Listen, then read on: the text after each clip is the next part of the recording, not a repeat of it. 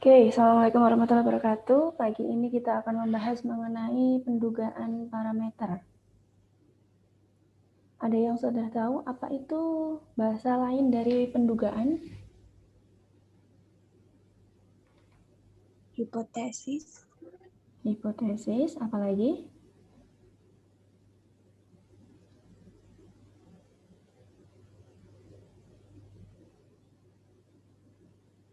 Menduga biasanya disebut juga dengan taksiran.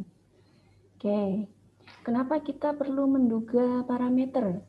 Jadi kalau misalkan kita adalah seorang manajer di sebuah perusahaan, itu kita perlu memberikan dugaan karena apa? Misalnya ada keputusan-keputusan yang dihadapkan dengan sesuatu yang ketidakpastian, di mana informasinya ini biasanya sudah lengkap atau biasanya belum lengkap. Nah, yang namanya pendugaan ini harus dikuasai oleh seorang manajer. Harapannya manajer ini nanti bisa mengambil hasil dari satu analisis dari sampel, di mana hasilnya ini akan menduga parameter populasi. Maksudnya bagaimana? Jadi misalnya kalian ingin menduga mengenai rata-rata tinggi badan mahasiswa program studi agribisnis. Nah, kalian kan berarti punya populasi seluruh mahasiswa program studi agribisnis. Nah, kalian nanti menduganya dengan sampel. Sampelnya maksudnya bagaimana? Kalian ambil misalnya 25 sampel. Dari hasil 25 sampel ini, itu nanti ditarik kesimpulan sebagai dugaan dari populasi. Itulah yang disebut dengan pendugaan. Oke, kenapa pendugaan? Karena statistik itu dibagi menjadi dua. Ada statistik induktif dan ada statistik inferensia. Nah, inferensia inilah yang mencakup semua metode yang digunakan dalam penarikan kesimpulan. Di sini, dia menduga parameter atau karakteristik populasi berdasarkan data sampel. Karena kita menggunakan statistik inferensia, maka pendugaan parameter merupakan satu hal yang penting. Selain pendugaan parameter, nanti juga kalian akan melakukan pengujian hipotesis tadi yang sudah disebutkan teman kalian. Oke, pendugaan itu apa? Pendugaan adalah proses menggunakan sampel statistik untuk menduga atau menaksir hubungan parameter populasi yang tidak diketahui. Tadi, kalau kita meneliti rata tinggi badannya mahasiswa agribisnis di program studi agribisnis, nanti kita harus meneliti semuanya. Nah, meneliti semuanya itulah yang kita tidak punya datanya. Maka dari itu kita perlu pendugaan. Pendugaan merupakan suatu pernyataan mengenai parameter populasi yang diketahui berdasarkan informasi dari sampel. Oke, saya tekankan di sini, kita menduga parameter populasi, tapi informasinya diambil dari sampel. Sampelnya siapa? Sampelnya populasi yang bersangkutan. Jadi nanti kalian ingin meneliti rata-rata tinggi badannya mahasiswa agribisnis, maka populasi yang diambil adalah populasinya agribisnis. Sampelnya pun adalah sampelnya agribisnis. Jangan nanti kalian mengambil sampel teman kosan ataupun teman yang dekat dengan rumah kalian, itu nanti tidak sesuai populasinya. Jadi di sini dengan pendugaan, keadaan parameter populasi dapat diketahui. Ini contohnya, misalnya dalam sebuah pemilihan, seorang calon ingin menduga proporsi sebenarnya dari pemilih yang akan memilihnya dengan cara mengambil 100 orang secara acak untuk ditanyai pendapatnya. Proporsi pemilih yang menyukai calon tersebut dapat digunakan sebagai dugaan bagi proporsi yang sebenarnya. Oke, sampai sini di pengantar mengenai pendugaan parameter, ada yang mau ditanyakan?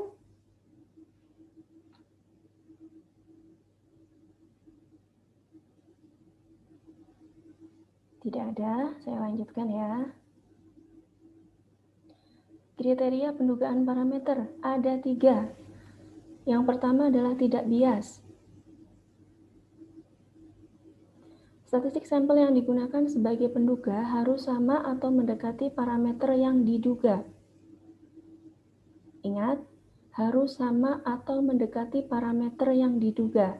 Tadi, sampelnya tidak boleh mengambil dari populasi yang lain. Karena apa? Karena kalau mengambil populasi yang lain, maka tentu saja penduganya tidak akan sama. Kemudian yang kedua harus efisien, memiliki deviasi standar yang kecil. Kemarin deviasi standar itu apa?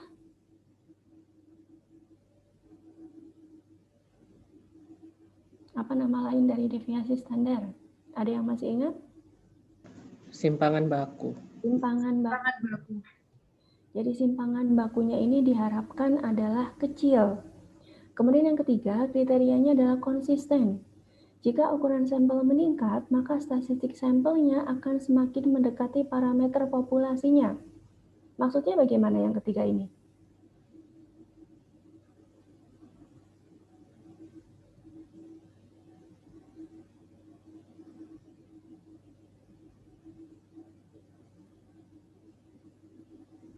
Coba siapa yang akan mencoba untuk menjelaskannya? Konsisten. Jika ukuran sampel meningkat, maka statistik sampel akan semakin mendekati parameter populasinya. Bagaimana maksudnya? Siapa yang akan coba untuk menjelaskan ini?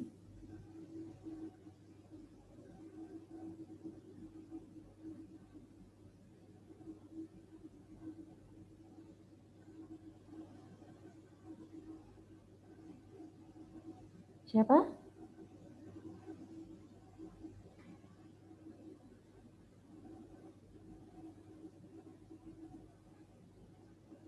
Izin jawab, Bu. Iya, silahkan.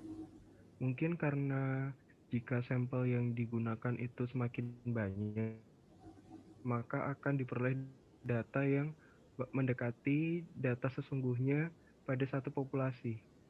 Oke, contohnya Seperti bagaimana, itu. Mas Wendy?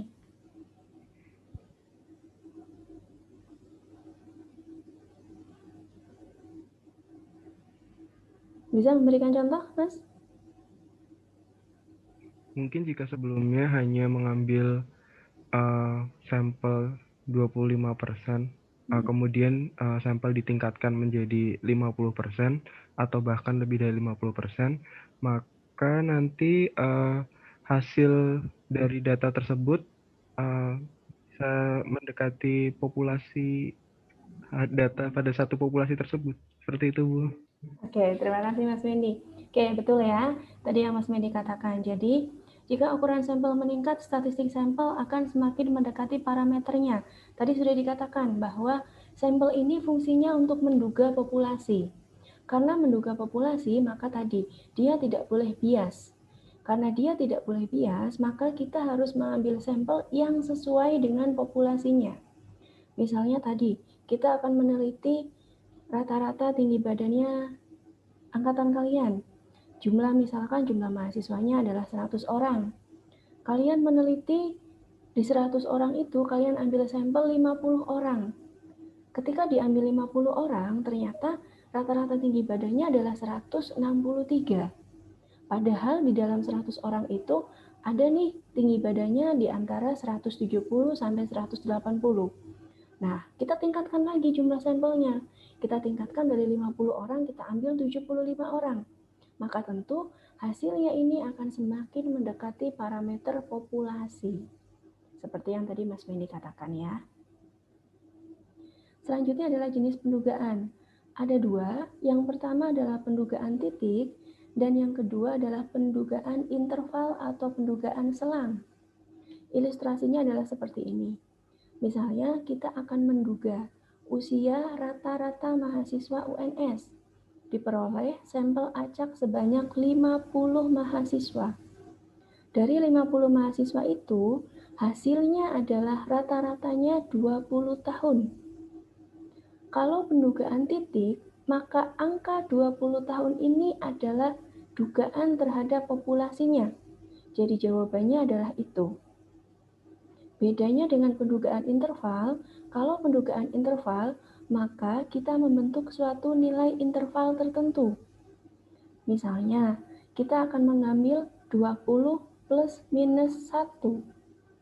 Berarti nanti kita akan memperkirakan bahwa rata-rata populasi mahasiswa UNS berkisar antara 19 sampai dengan 21. Paham ya bedanya? Jadi yang satu itu bentuknya adalah titik, yang satu itu bentuknya adalah interval. Ini bedanya. Oke, ini gambarnya antara pendugaan titik dan pendugaan interval atau pendugaan selang. Perhatikan targetnya itu yang di tengah-tengah ini. Kemudian pendugaan titik dari sini ke sini sudah selesai. Kalau penduga selang itu dia mencakup keseluruhannya, karena nanti dia ada selangnya. Jadi menduga antara sekian sampai dengan sekian.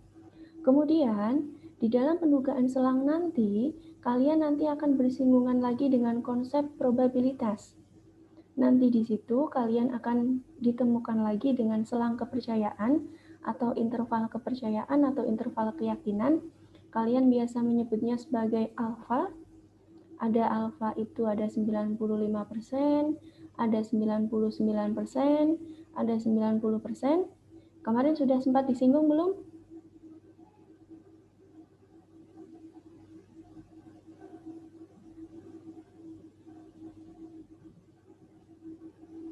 Sudah sempat bertemu dengan yang namanya alfa belum? Atau interval kepercayaan? Sudah belum?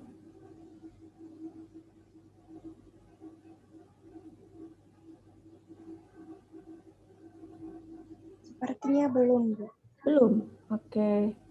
Jadi misalnya begini, kalian menggunakan interval kepercayaan itu 90%. Tadi datanya adalah 100 orang. 100 orang dari mahasiswa UNS untuk diketahui rentang usianya. Jadi 90% ini maksudnya adalah kalau kalian nanti menarik kesimpulan, 10% ini akan salah. 90%-nya akan benar. Jadi interval kepercayaan ini adalah toleransi kepercayaan atau toleransi kesalahan yang masih boleh diterima. Itu bahasa sederhananya. Bagaimana cara mencarinya? Nanti kalian akan ketemu di bawah-bawah nanti. Sebelumnya kita ketemu dulu dengan penduga titik. Tadi yang sudah dijelaskan. Cara menduganya adalah dengan mu. Mu itu diduga dengan X rata-rata. Kemudian to itu diduga dengan S. Kemudian nanti juga kalian akan bertemu dengan dugaan satu populasi dan dua populasi. Untuk hari ini kita akan ketemu dengan satu populasi dulu. Ini gambar yang tadi. X rata-rata digunakan untuk menduga mu. Kemudian P atau proporsi ini menduga P juga. Dan S kuadrat untuk menduga to kuadrat. Kemudian untuk dua populasi, selisih X1, X2 rata-rata, ini untuk menduga selisih μ1, μ2, demikian seterusnya. Kemudian penduga interval atau penduga selang, tadi sudah sempat kita singgung. Nanti di dalam penduga selang, kalian akan bertemu juga dengan kurva normal kemarin, kemudian bertemu juga dengan tabel distribusi normal, itu juga masih akan tetap digunakan. Dan nanti juga kalian akan bertemu dengan alfa tadi, atau pendugaan interval, dengan simbol 1 minus alfa. Selanjutnya kita masuk ke latihannya. Kalau kita punya rata-rata sampel panjang ikan 60 cm, maka rata-rata populasi bisa antara 55 sampai 65, atau 50 sampai 70, itu penduga interval tadi ya. Tuh, kemudian nanti kalian akan bertemu dengan L dan N, di mana mu lebih besar sama dengan L, kurang dari sama dengan N. Itu namanya batas kepercayaan atas dan batas kepercayaan bawah. Kemudian nanti juga kalian akan bertemu dengan 1 minus alfa, koefisien kepercayaan atau derajat kepercayaan. Kemudian alfanya ini nanti disesuaikan berapa yang akan kalian gunakan. Ini pendugaan selang untuk nilai tengah, di mana sampelnya adalah sampel besar, kemudian standar deviasinya diketahui. Kalau ketemu soal yang seperti ini, nanti kalian gunakan rumus yang ini. Oke. Kemudian kalau misalnya kalian ketemu dengan sampelnya sama-sama lebih dari 30, tetapi tau kuadratnya tidak diketahui, nanti tau kuadrat itu bisa diganti dengan S kuadrat. Oke, biar tidak bingung kita ke penerapannya. Oke, bisa siapkan kertas dan ballpoint atau pensil untuk mencoba mengerjakan soal ini. Saya bacakan. Rata-rata IPK 36 mahasiswa tingkat akhir adalah 3,6 dengan simpangan baku populasinya sebesar 0,3. Kemudian kalian diminta untuk menghitung selang kepercayaan 95% dan 99% untuk rata-rata seluruh mahasiswa tersebut. Apa yang diketahui dari soal ini? Rata-rata. Rata-rata, oke, apalagi? Simpangan baku. Simpangan baku. Apalagi?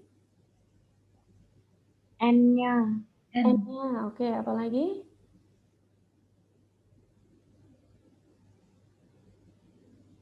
Selang kepercayaan. Selang kepercayaan, oke.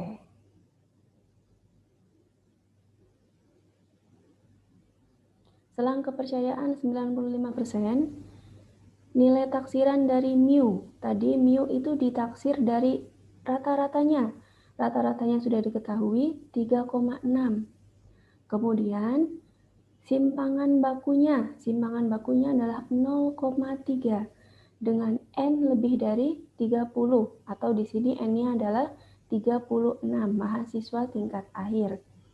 Kemudian kita mencari alfa. Mencari alfa, diketahui tadi selang kepercayaannya adalah 95%. Untuk mencari alfa, kita cari 1 minus alfa. 1 dikurangi dengan alfa, sama dengan 0,95. Jadi alfanya berapa? Ini hitung-hitung matematika biasa ini. 1 dikurangi dengan alfa, itu hasilnya 0,95. Jadi 1 dikurangi dengan 0,95, itu sama dengannya 0,05, itulah alfa. Sampai sini paham?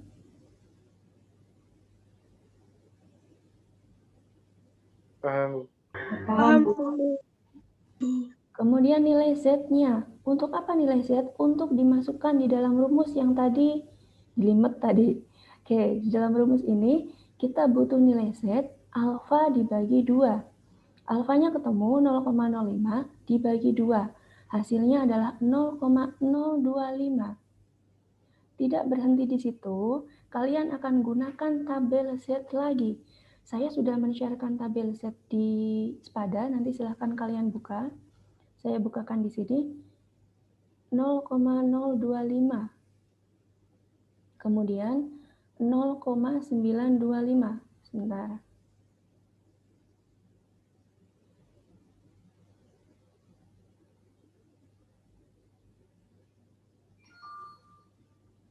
Oke. Kalian cari yang 0,925.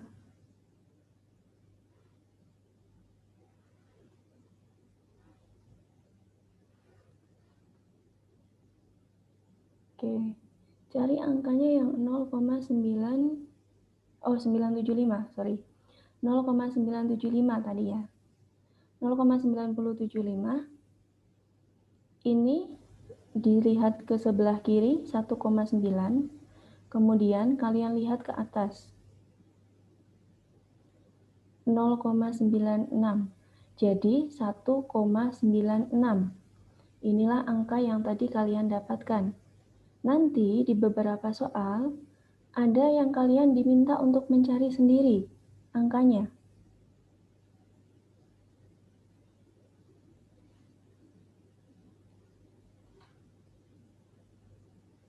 Oke, ini. Jadi 1,96 ini didapatkan dari mana? Dari tadi. Kalian cari 0,975 di dalam tabel Z, ketemu hasilnya adalah 1,96.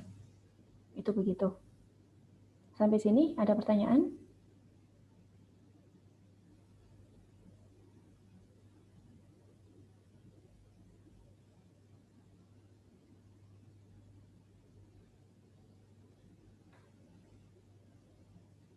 Cukup jelas ya? Oke, kalau jelas saya lanjutkan lagi. Dimasukkan ke dalam rumusnya. Tadi kalian punya rumus ini, rata-rata dikurangi dengan Z alfa per 2 dikalikan dengan to dibagi dengan akar N, di mana ini kurang dari mu, lebih dari mu, kemudian kurang dari X rata-rata ditambah. Bedanya sebelah ruas kiri dan ruas kanan adalah ini pengurangan, ini penjumlahan. Kalau kalian punya data tadi, dimasukkan ke dalam rumus ini, ketemu ini. Tadi rata-ratanya ketemu 3,6, kemudian Z alfa per 2-nya ketemu 1,96, kemudian to-nya tadi atau simpangan bakunya sudah ada, data N-nya juga sudah ada. Hasilnya adalah ini.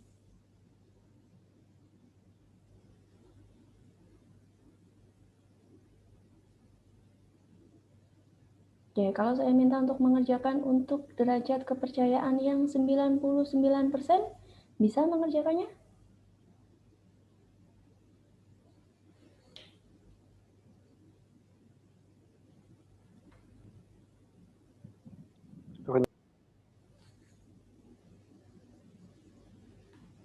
Gimana, Mas? Sinyalnya putus-putus.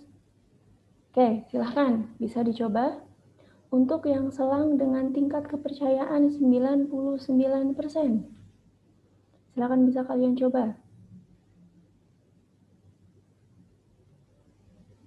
Nih, dengan cara yang sama, soal yang sama, hanya tingkat kepercayaannya berbeda. Nanti hasilnya berbeda.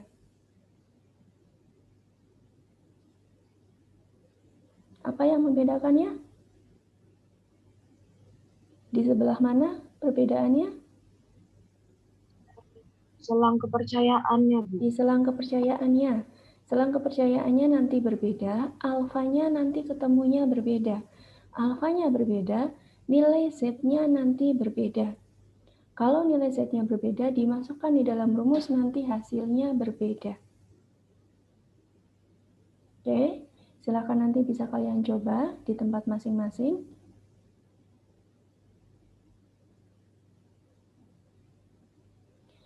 Oke, selanjutnya adalah bahwa kalau kita bicara selang kepercayaan, itu ada yang namanya galat atau error. Error itu apa? Hubungan antara jarak antara rata-rata dengan mu-nya tadi. Jadi tidak ada yang 100% sama. Karena tadi kita sudah bilang, kita menerima kesalahan sebesar 0,05% untuk 95%. Atau kita menerima kesalahan 0,01 untuk 99%. Jadi itulah yang dinamakan dengan error. 2 minggu ke depan kita akan membahas lebih lanjut mengenai error ini di pengujian hipotesis. Oke, selanjutnya adalah untuk yang nilai N-nya kurang dari sama dengan 30. Yang berbeda apa? Berbeda di rumusnya.